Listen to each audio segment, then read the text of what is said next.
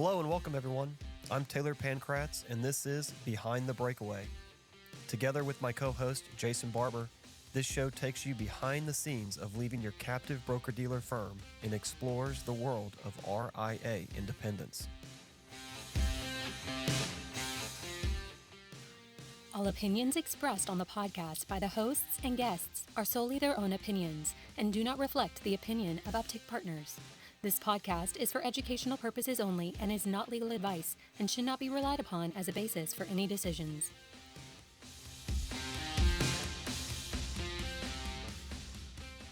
Let's talk about succession planning in the RIA world and how that is different or maybe different than succession planning in the captive broker-dealer world. Mm-hmm. So what does it mean when you're in the captive broker-dealer world, what is your retirement options? What's your transition or succession planning options? What are those Mm-hmm. in the captive broker-dealer space? Mm-hmm. Well, you're limited, number one, right? And I think ultimately what it boils down to, and we all know this, but I think it's just important to remember, is that you don't own that book of business. It's not actually an asset of yours. You don't own it. You're just babysitting it. You're just watching it for the big broker dealer.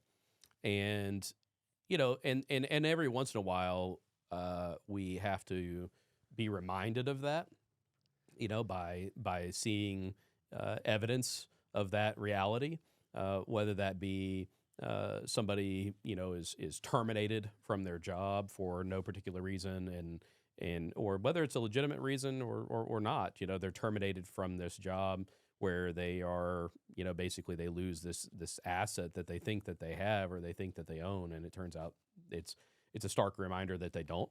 And or another common, again, unfortunate scenario is you see folks that suddenly pass away unexpectedly, and it's a very keen, quick, sharp reminder that you don't own that book, and that that book of business is split up amongst a variety of oftentimes newer, less experienced advisors that take over your business, and your family is oftentimes left in the cold because of that. And so that's another kind of a quick reminder oftentimes of, hey, we don't own this book. But beyond that, you think about for a second, okay, let's say that things go according to plan, how that typically is going to work.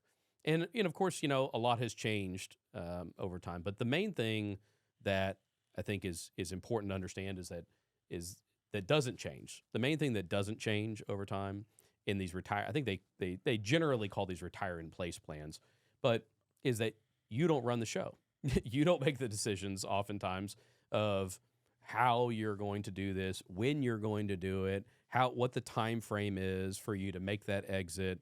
Oftentimes you don't have control over who the person is that's your successor. Okay, we've seen plenty of examples, Right. even from people that we know personally that had a successor identified, and they were pretty much told, like, no, that person, you're not allowed to have that person be your successor, which is Wild. It's a wild idea, and even though you're ready to retire, and it's just like, I'm sorry, that's not going to work.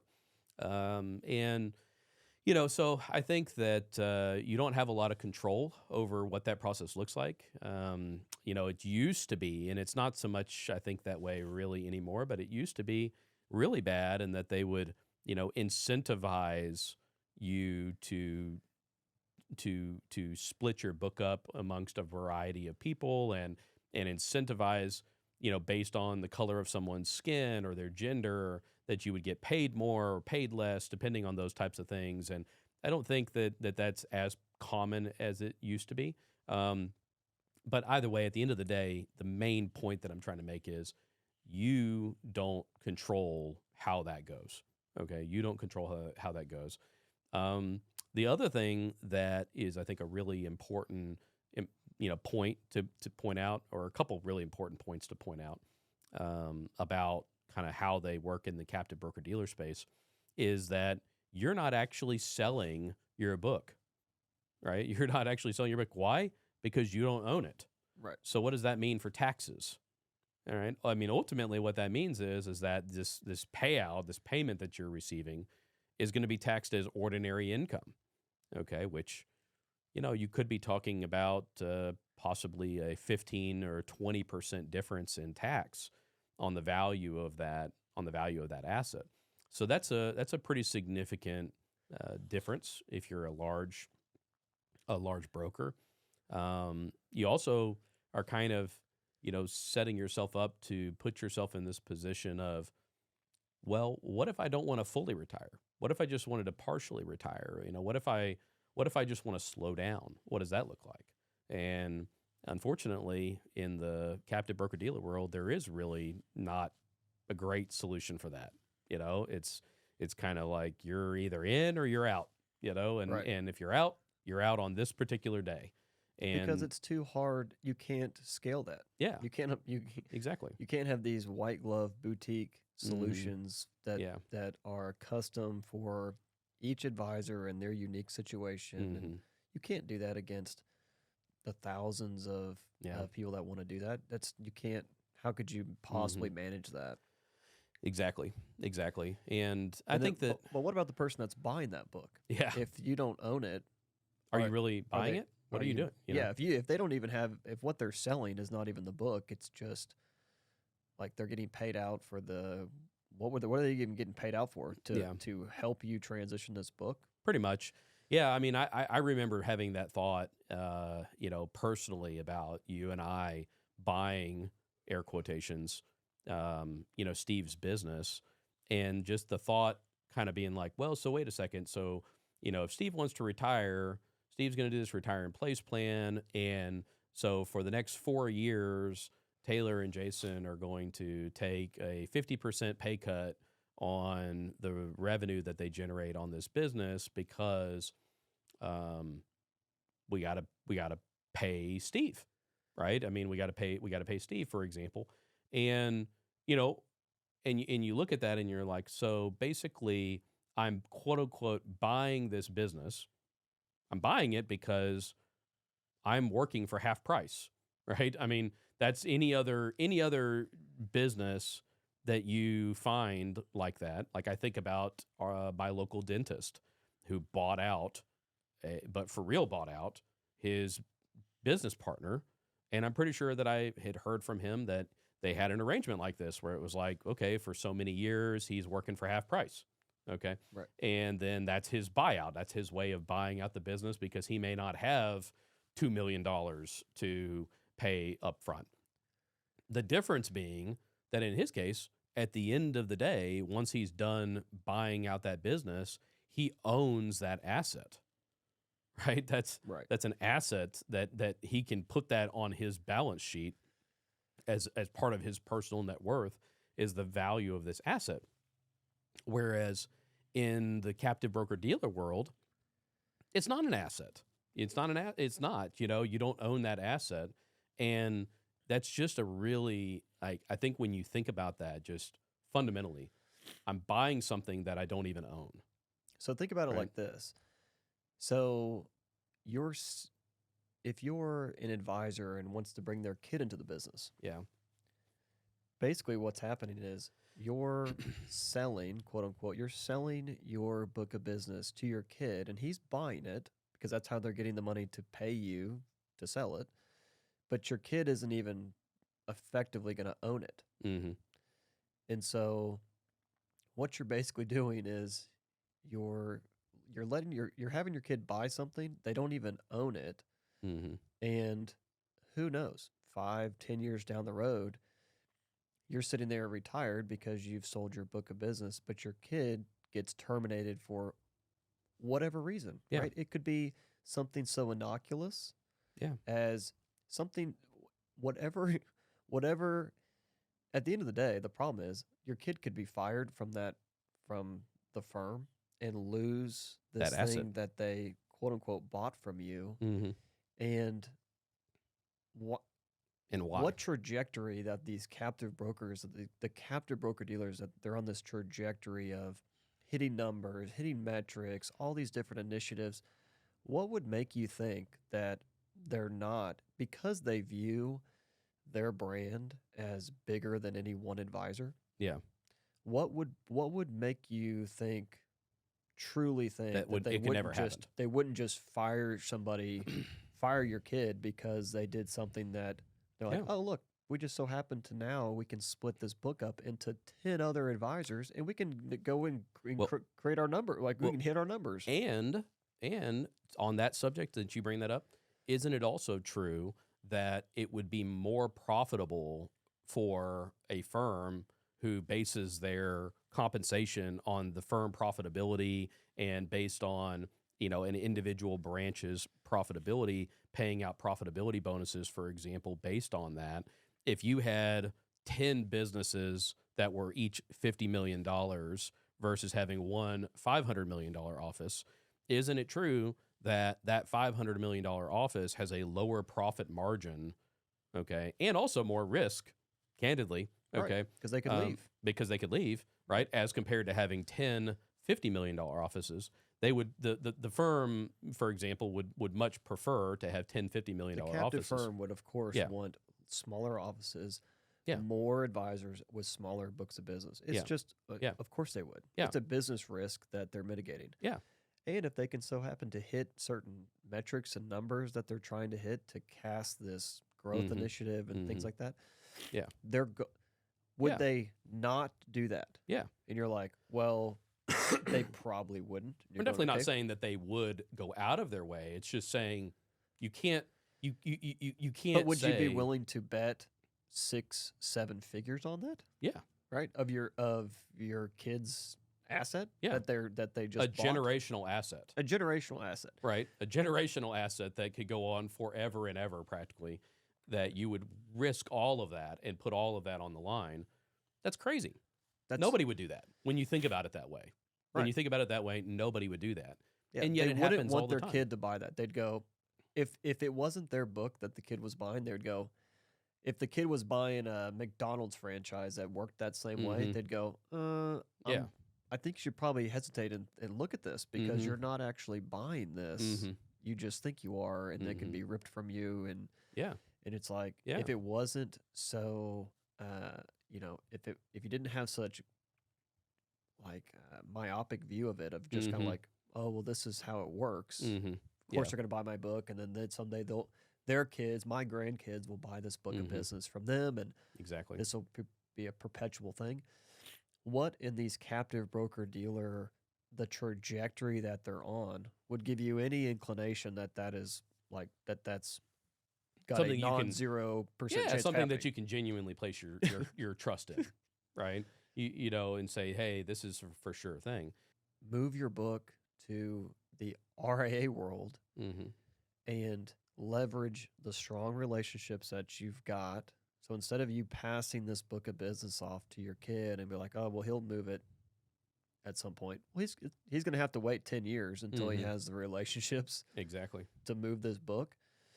And so you could say, look, I'm about to retire in a year or 2 years. Move the book now Mm-hmm. and have it part of the story Yeah. of why you're moving. Exactly. We're moving so that I can slowly retire. Hey, Mr. Mhm. Mrs. Client, I want to be able to slow down, but I can't at my captive broker dealer. They want me to hang it up immediately Mm-hmm. and just shut the lights off. Yeah. I don't want to do that to you. I love you. I want to be able to transition this book and then slowly retire Mm-hmm. over the next few years. Mm-hmm. Or Right. maybe never. Or maybe never. It's Right. whatever I you mean, want it to be, yeah. right? Because you own the book. You Mhm. make those decisions. You're in charge of how you transition that book. And so to me it's almost an abomination, Yeah. quite frankly, Yeah. to sell your book of business to your kid when they aren't actually buying it. Yeah. It is. It's almost like, is that something that you would even do to your Yeah. own kid? Exactly. Yeah. Like, yeah. it It's really it is wild. it's tragic. The more you think about it. It really is, and it's just a understanding, right? People just don't know that there's an alternative and what that alternative is and why it's better. And Like, so, what was that story about that advisor that got fired because his client brought in a replica Civil Oh, yeah. War Yeah. weapon? Like Yeah. replica Civil War, doesn't even work, Yeah. like replica gun. Yeah. Yeah. A thing that's like an artifact from a museum. He brought it into Mhm. the office and he got fired because Yeah. it was like a Who knows what fire. It happened? was a fire. Yeah. Brought a weapon. firearm in the office. Firearm in the office. Yeah. Yeah. Or disagreement with your staff, right? Because, you got to remember your staff doesn't work for you, right? Right. They don't work for you. They work for the firm. You have a disagreement with them. Somehow there's an HR issue, and next thing you know, you're out, right? And these things happen, and they happen every day, right? Yeah. I mean, and so it's just to think that in many cases you could have a business that. I mean, there's how many $1 million producers are there out there, and that business is genuinely worth, probably 3x, right? And so, you say, hey, for all you people out there that are $1 million producer, you realize that you've got an asset that's worth in the free market probably $3 million, okay? And you're just like haphazardly risking that every day, right? It's unbelievable. Like, in what other universe would you operate in a place where you're like, I live in a $3 million house, but it could just, like, the bank could just take it away from me tomorrow. Right. Right. And like kick you out and be like, sorry, that's not your house anymore.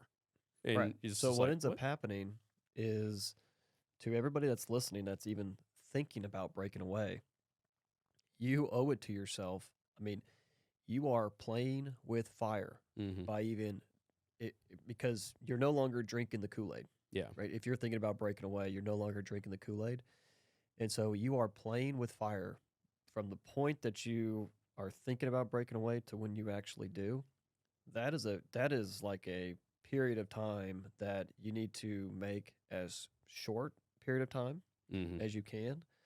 Because every day that goes by that you're sending emails, that you're doing things that can make somebody believe that, or you're telling a client that you're leaving. I mean, like, definitely don't do any that. of these things that are happening. These are things that are adding concern, right? They're just incrementally causing you added risk into your plan. And so that's why you've got to be so careful, because all it takes is for them to get a whiff of it, and then they can fire you, and then your whole plan is wrecked. And so you've got to be extremely careful about who you tell, who you let in, how you're even doing any of your research and due diligence and any of that stuff. You've got to be so careful, all about protecting the business. Of course it is. Yeah, exactly. Protecting their business, which is why you should be all about protecting your business. Exactly. I mean, yeah, it's so true. So you've got to drink the Kool-Aid, or if you're not, you've got to be very careful, and you have got to figure out where you're going to land and do it quickly. Yeah, and you need good partners. You need good partners that can be on your team, like Uptick Partners, that can really, truly understand very clearly the seriousness of the situation and the seriousness of the confidentiality of it and all of that, because at the end of the day, like, that's all you have. Like, how do you balance that risk? And really what it boils down to is that you've got to have a team of people that are rock solid, right? That are doing it for you. That are doing it for you. You try to stand that up by yourself. The risk is high. The risk is high because you're having to talk to 10 or 15 different tech vendors that are going to know your name because you want to do a demo, because you want to look at it, because that's just the tech stack, much less the compliance, to getting the compliance in order, getting your attorney in place, getting your marketing in place, your PR in place. At the end of the day, how else do you try to figure all this out ahead of time? Exactly. You're like, oh, my name's Bill Smith, and it's like you can't keep all that stuff straight. Exactly. And so the reality is, you leverage us, leverage a firm that's already done it, that already has all of this groundwork's already been laid so that you can just plug in. You don't have to reinvent the wheel. The wheel has been invented. Just plug into it Mm-hmm. and you leverage our So then scale. you end up with a scenario where you've only got 2 people that know, right? Instead of Right. 20 people. But you know? everything's in place. Exactly. So the PR team doesn't know your name. Nobody knows your name until they need to. Mm-hmm. Up until that, everything's being built out, and all they know is that Uptick wants Yeah. a new website, Exactly. right? Yep. That Uptick is about to need a PR campaign. Uptick is going to need a new website. We're going to need a new office location over here. We're going to need new computers over here. All of this stuff, it doesn't need to be as complicated Mm-hmm. as people that try to do it themselves have to make it. There's no way to do it yourself and make it simple, Mm-hmm. which is why Uptick exists. Mm-hmm. Back to what we've always said. If Uptick existed when we broke away, sign me up Yeah. for that. Mm-hmm. Because what we ended up doing was a complete hostage crisis because there wasn't another way, Mm-hmm. because every other solution was either the halfway house or didn't understand where we were coming from and the technology solutions that we needed. Mm-hmm. And so I would encourage you, if you're listening to this on a podcast as you're going to bed or driving in your car, just take a second and think, where am I at in this whole process? Because if you're just kind of dipping your toe into the water, you need to figure out very quickly whether this is something for you or it's not for you, just from a business risk perspective. Mm-hmm. Because you don't want. Remember what we had happen to us? We went to we did a due diligence trip in Colorado, and had the hotel call our office and was like, "Oh, Jason and Taylor, they didn't pay the hotel bill Mm-hmm. at the Sheraton when we went to go do due diligence on Pershing." Mm-hmm. And so we had literally the hotel is calling the office because there was a bill that It's like she went Dog the Bounty Hunter and like figured out my office phone number or something. So she calls the office and is like, "We're like Taylor and Jason were here on this date, and we need them to pay for the room." And had we lied to the staff that we weren't in Colorado, that would have been a huge red flag. The staff's going, "Well, that's weird. He told me that he was sick that day or XYZ. And in fact, I'm being told he was in Colorado." That's going to raise suspicion from your staff, right? So it's these things that you're kind of like, "Well, Taylor, that would never happen. Like, there's no way that I could be that this could possibly be found out. I'm so careful." I can tell you, it can, because of things that you would be like, that would never happen. Yeah. Well, I can tell you right now that there's a hotel desk clerk that called the Edward Jones office and was asking for me, demanding that I pay a bill that my BOA is like, "What is she talking about?" Yeah. And I'm having to be like, I was there. Yeah. I was there. Thank God I told you I was going to Colorado and not to Dallas or something. Exactly. Yeah. You know, because that would have been like, okay, well, let me explain. I mean, exactly. I took a last minute trip to Denver. I just felt like I just felt like I wanted to go to Monday Night Football. You know, it's like it's just that kind of stuff you can't plan for. So if you're dipping your toe into the water, you need to figure out very quickly if you like. Yeah. You either got to drink the Kool-Aid or not drink the Kool-Aid. Exactly. Like, there needs to be, because I think it's just you can't spend a lot of time in this ether. In the never in both camps. Yeah. You really can't afford to, because as time happens, it just more and more things. It's like a lie that you're having to keep up, because you're not allowed to tell anybody, but you have things that you need to be doing. Yeah. And so, unfortunately, you just increase. The longer it goes, the higher the probability that something bad happens. Somebody finds out something, and that's the problem, right? Is that there's a higher probability of something bad happening, and so which is the advantage of Uptick, is we're trying. We want to take a lot of that off your plate, so that you're not having to sign a lease in your hometown where you might know other people, and you're having to sign a lease through made up LLC, Yeah. because you don't want the real estate agent to know that you're taking out a lease down the street. Yeah. Just random things like that we can help you with that makes Yeah. it so much safer and smoother and turnkey than what it unfortunately needs to be or normally oftentimes is. Yeah. Exactly. Yeah. So yeah, we just know, I think ultimately at the end of the day, what it boils down to when it comes to that is we can relate, right? Probably better than just about anybody else can relate to this concept of whether it be the multi-generational aspect, whether it be the business succession aspect, whether it be having family in the business, whether it be trying to break away and keep it a secret, whatever it may be, we can relate better than just about anybody else can. And that's the type of person and organization that you should want to be in your corner if you're thinking about doing this. And so, you need somebody that truly can relate on a very deep, very personal level. And that's what we want to be for you. So. Yep.